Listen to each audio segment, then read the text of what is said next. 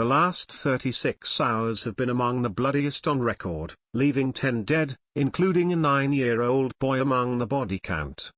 37 additional victims were wounded in the brutal ambush whose fate is still in peril at a U.S. hospital.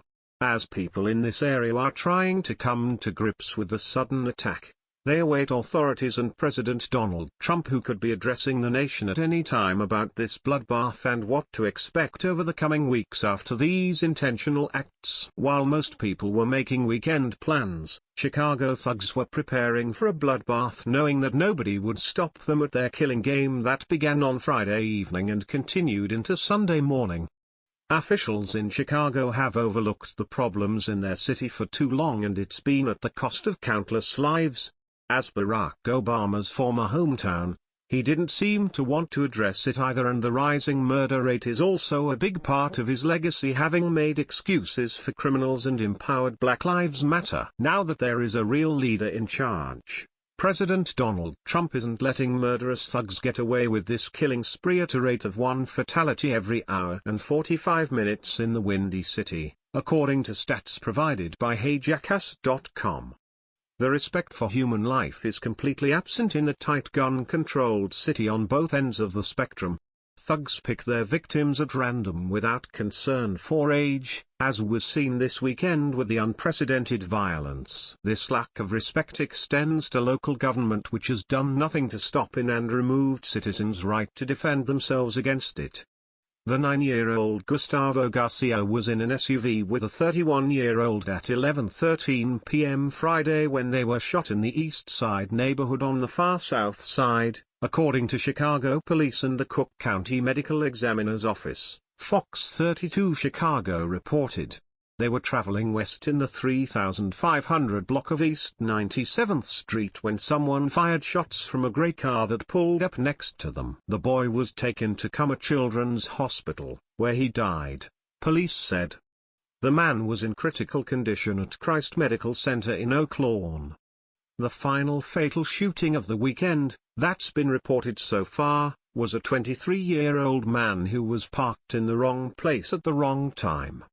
According to Fox 32, this 10th victim of the weekend was sitting in his vehicle at about 3:20 a.m. on Sunday, when he was approached by 2 men at random who shot him in the chest and the left arm. 2 hours prior to that attack, 2 men had been standing on a street corner when they were approached by different gunmen who shot each of them at random. A 31-year-old man died with a gunshot wound to the neck.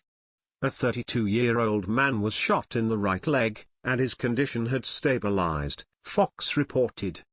The 6 other victims killed between Friday night and early Sunday morning died in the same random manner of attack. Chicago has become more of a war zone than a place to call home, where it's not even safe to go outside without risking your life. Almost as shocking as the overwhelming crime rate in the city, is the fact that in 90% of these cases, where victims were either injured or killed, not a single suspect has been charged, Alan B. West reported.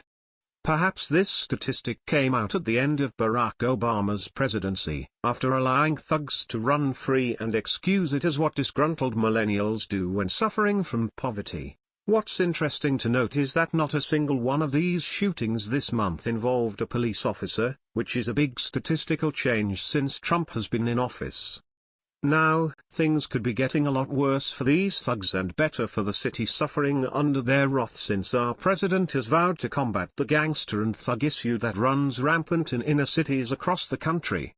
He's one of the first to take a bold stance against it, proving he's not afraid of these criminals, and it's only a matter of time before he publicly addresses this issue again after his executive orders on the matter and sending ATF, alcohol, tobacco, and firearms agents in to help. Among his pile of important executive orders to get the country back on track, were 3 crucial ones targeting gangs, drugs, and crimes against cops.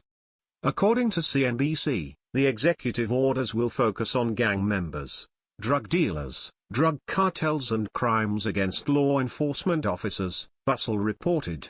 During Jeff Sessions' formal ceremony after his confirmation, President Trump announced his plans for these 3 executive orders, which give more authority to law enforcement. During his ceremony, Sessions said that the U.S. has a crime problem that may be a dangerous permanent trend, Brussels reports added.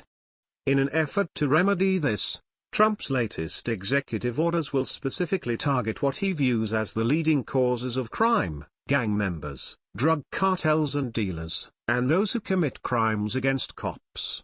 If anyone is doing more for the black community and proving Black Lives Matter than Barack Obama, it's his successor, President Trump. 88% of the victims in Chicago are black and were all ignored while Obama was in office, pushing and supporting the Black Lives Matter movement.